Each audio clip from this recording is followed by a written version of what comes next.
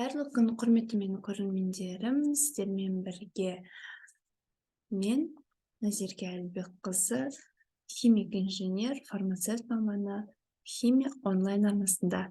Бүгін біз сонау ұбт-ға дайындықты 7-ші сыныптан бастадық. Соның біз бүгін негіздік және қышқылдық оксидтердің түзілуіне арналған тақырыпқа тесттерді шешіп өтетін боламыз. Менімен бірге болыңыздар. Арнамыздан алыстамай, видеоны соңына дейін тамашалайық. Ал ендеше кеттік. Бірінші сұрақ. Тұрмыста сөндірілмеген әк деп аталатын затты жиі қолданады. Бұл заттың химиялық атауы кальций оксиді. Сөндірілмеген әкке су қосып сөндіреді. Сол кезде әк суы деп аталатын қосылу салынады. Әк суына фенолфталин ерітіндісінен тамызатын болсақ, онда ол таң қурай түске боялады. Бұл құбылыс әк суының ортасы сілтілік екендігін білдіреді. Сөндірілмеген әк қандай оксидтер тобына жатады? Енді сөндірілмеген әк жайлы сұрақты бастаған екен, ең бірінші. Бұл жерде сіздерге берілген 5 нұсқа бар. Қышқылдық оксид, тұзсыз бейтін оксид, екі одайлы оксид, негіздік және бейтарап оксид дейді. Сөндірілмеген әк. Кальций СО3. Бұл бізде негіздік болып табылады. Ешқашанда ұмытпаңыздар. СО3 қосылған, жалпы соның барлығы негіздік екендігін білдіреді деп мына сіздерде жалпы берілгенінде де уже айтылып тұр. Бұл құбылыс әк суының ортасы сілтілік негізі екенін білдіреді. Түсінікті? Сондықтан да сұраққа да мән берсеңіздер, жауабын табуға ыңғайлы болады. Бұның жауабы әрине не деп бұны біз көптепен белгілеп қояйық. Кеттік, екінші сұрақ. Фосфорды жаққан кезде түзілген оксидке су қосып, үстіне көк лакмус индикатор ғой, тамызатын болса, көк лакмустың түсі қызылға өзгереді. Түстің өзгеруі қышқыл түзілгендігін білдіреді. Түстің өзгеруі қышқыл пайда болған білдіреді, дұрыс па?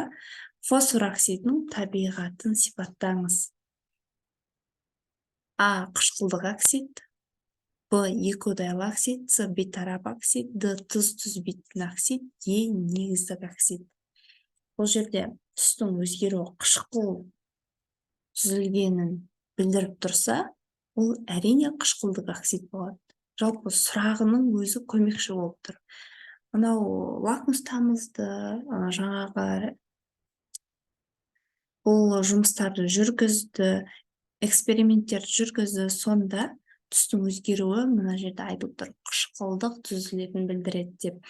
Демек, ол әрине қышқылдық оксид болып табылады. Жалпы сұраққа мән берсеңіздер, мына сұрақтың өзінде де жауабын жасырып қойған, соны өздеріңіз мән беріп, внимательно қарасаңыздар, әрине таба аласыздар. Ешқандай да ұбт-да жаңағы қобалжымай сұраққа мән беріңіздер. Үшінші сұрақ. Кәрілген табақшаға аздап жаңа қыздырылған кальций оксидін салып, үстіне су құямыз. Нәтижесінде жылу бөлініп, борпылдақ ақұнтақ сөндірілген әк түзіледі. Оны суда ерітіп, ерітіндіге лакмус индикаторын тамызғанда көгеруі негіз түзілгенін білдіреді. Кальций оксидінің табиғатын сипаттаңыз. Бұл білесіздер ме, бұл кәдімгі әк бар ғой. Бұрын үйіміз бол, баяғы заманда үйлерді әк дейтін, сол кезде көк синка дейтін, соны алып келіп тамызғанда, ол бұрқылдап былайынан, себебі су құйған кезде ол реакцияға түсіп, температура бөлінеді. Сондықтан да бұрқылдайды, және синканы тамыз жерген кезде оның түсі көкшіл түске айналады. Енді осы кальций оксидінің табиғатын сипаттаңыз дейді. Бұл жерде сіздерге қышқылдық, тұз түспейтін, екі одайлы оксид, негізгі оксид, бейтарап оксид. Бұл жерде дәл осы экспериментте бейтарап жоқ, дұрыс емес. Бұл жерде де негіздік оксид болып тұр. Себебі мынау бірінші сұрақтың тура сол екеуі жалпы бірдей, бірақ бұл жерде көк түс беретін индикатордарымыз тұр. Түсінікті, иә? Сонда негіздік оксид болып табылады. Кеттік төртінші сұрақ. Негіздік оксидтерді көрсетіңдер. N2O5, кальций О, SO2, К2O, купрум О дейді. Ең алдымен кальций О, жаңағы бірінші сұрақта да келіп тұр бұл.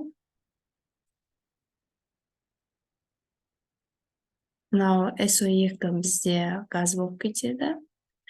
Калий 2О негіздік болады, және де купрум О. Осы үшеуі бізде негізгі оксидтерге жатады екен. Мынау біреуі газ болса, біреуі мүлдем негізгі оксидке жатпайды.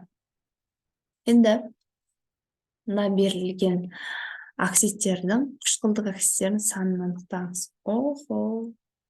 N2O5, кальций О, SO2, калий 2О, купрум О, SO2, P2O5, барий О, силициум 2, литий 2О және SO3 берілген екен. Мұнда оксидтердің саны көп.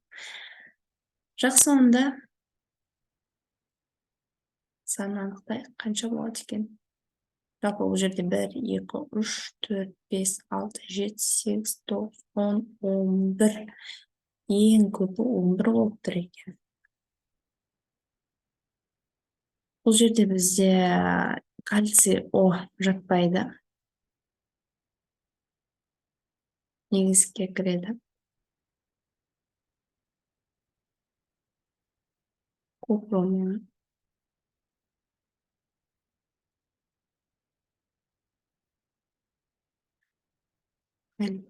О.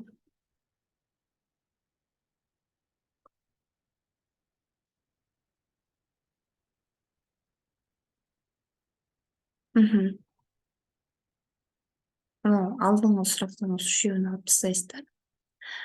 1, 2, 3, 4, 5, 6.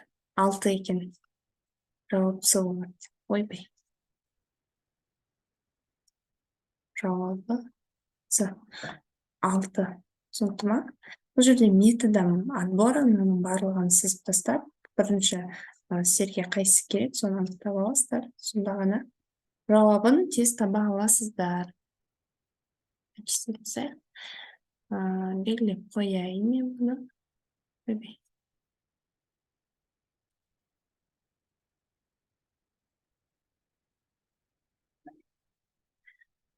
Қышқылдық оксидтерін көрсетіңіз. Мына жаңағы жоғарыдағы сұраққа сай келіп тұр ғой бұл, иә?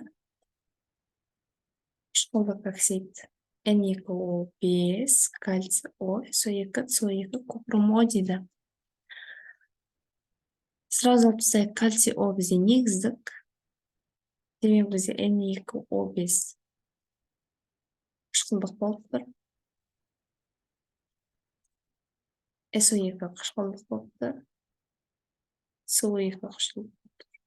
Кальций, купрум екеуі жоғарыда. Кальций О мен купрум О негізге кіріп тұр. Демек, екеуін алып тастайсыздар. Бұлар бізде қышқылдыққа кіріп тұр. Түсінікті, иә? Келесі, мына берілген оксидтердің негіздік оксидтердің санын анықтаңыз. Дәл жаңағы сұрақ секілді, бірақ керісінше. Бұл жерде енді N2O5 кірмейді. N2O5 қышқылдық, SO2 қышқылдық, SO2 қышқылдық, бізде кальций О, калий 2О5, купрум О,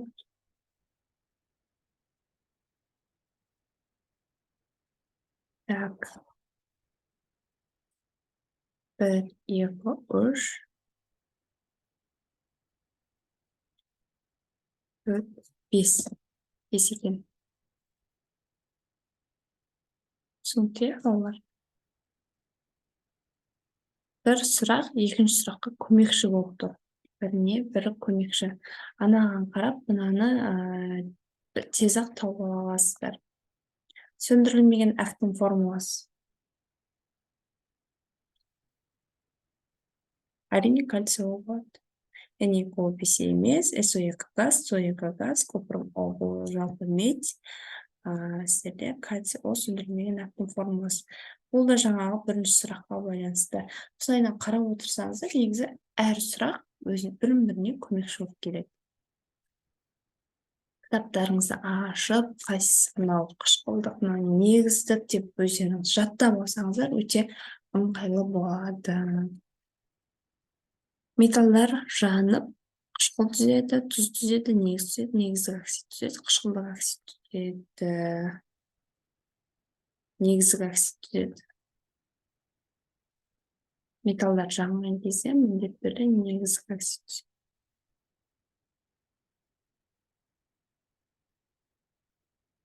Бейметалдар жанып түзеді. Бейметалдар жанғанда СО2 болады. Сол кезде бізде қышқылдық оксид түзеді. Түсінікті балалар. Жалпы жану реакциясын білесіздер ғой. Металл немесе бейметалл қосылған O2 кислород сіздерде бөлінеді СО2 және су. Ал егер де металл болса, онда негізгі оксид болады, СО2 түзілмейді. Міне бүгін негіздік және қышқылдық оксидтердің түзілу тақырыбына орай 10 сұрақты біз талдап кеттік. Енді кітаптарыңыздан ашып, бір қайталап, осындай тесттерді орындап отырсаңыздар, сіздерге әрине ыңғайлы болады, оңай болады. Сіздерге көмектескенім өте қатты қуаныштымын. Бүгінгі сабағымыз осымен тамам. Келесі кездескенше қош сау болыңыздар. Сіздермен бірге химия онлайн үлкен көмекші арнасы. Сау болыңыздар. Демек шайып кеттім мен.